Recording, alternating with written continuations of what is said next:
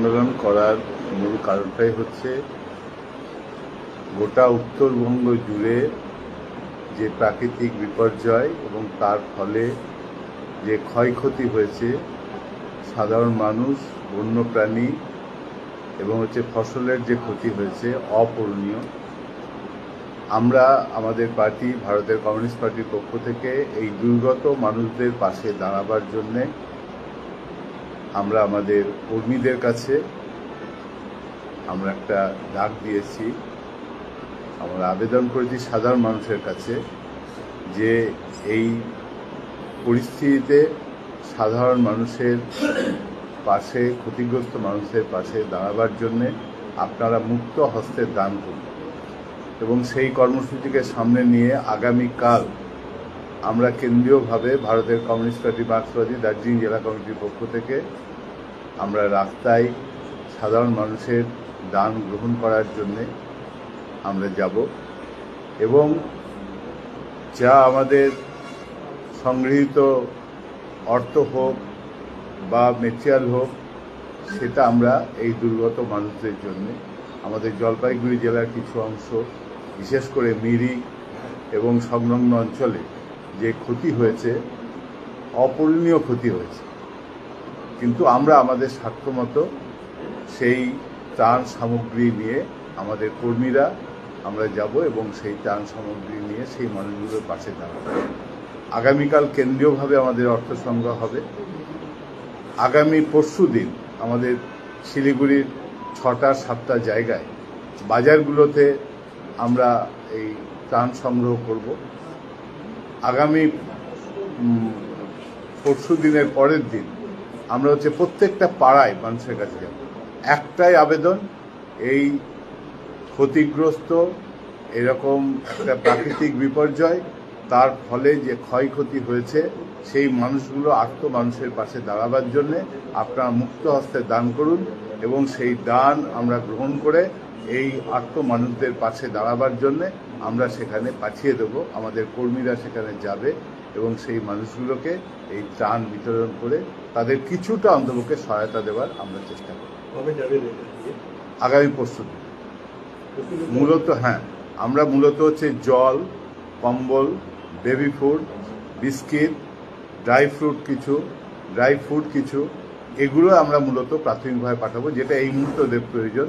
আর জল পরিশোধন করার জন্যে কিছু ট্যাবলেট বা অন্য যে সমস্ত মেডিসিনগুলো দরকার হচ্ছে, খুব এমার্জেন্সি জ্বরের বা অন্য কিছু, সেগুলো আমরা পাঠাবো। ধীরে ধাপে ধাপে যাবে, কিন্তু পরশুদিন প্রাথমিকভাবে আমরা পাঠাবার চেষ্টা করছি।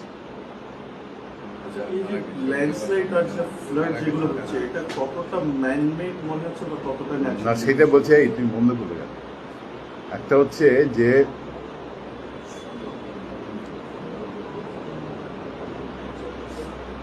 এখনো পর্যন্ত যে খবর আমরা পেয়েছি, এটা ম্যানমেড কি সেই বিচার বিশ্লেষণ। সব থেকে বড় বিষয় হচ্ছে সরকারিভাবেই ঘোষণা হয়েছে 25 জন মানুষ মারা গেছে।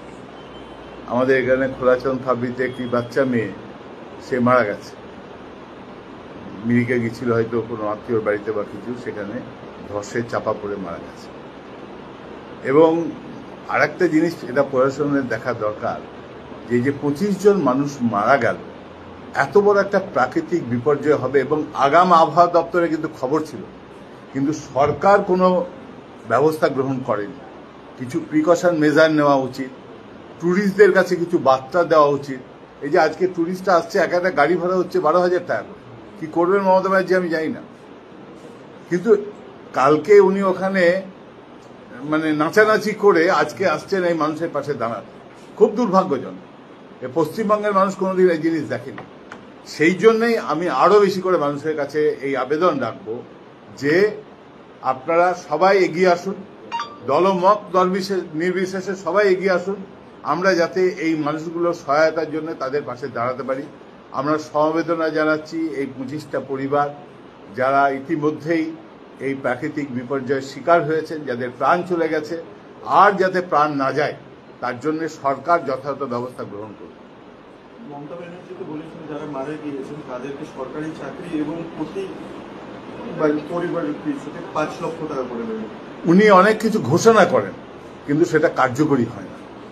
এই যখন হয়ে যাবে তারপরে সব শেষ, চাকরি পেলো কি পেল না সেটা না। সরকারি চাকরি মানেটা কি? সরকারি চাকরি দেবে?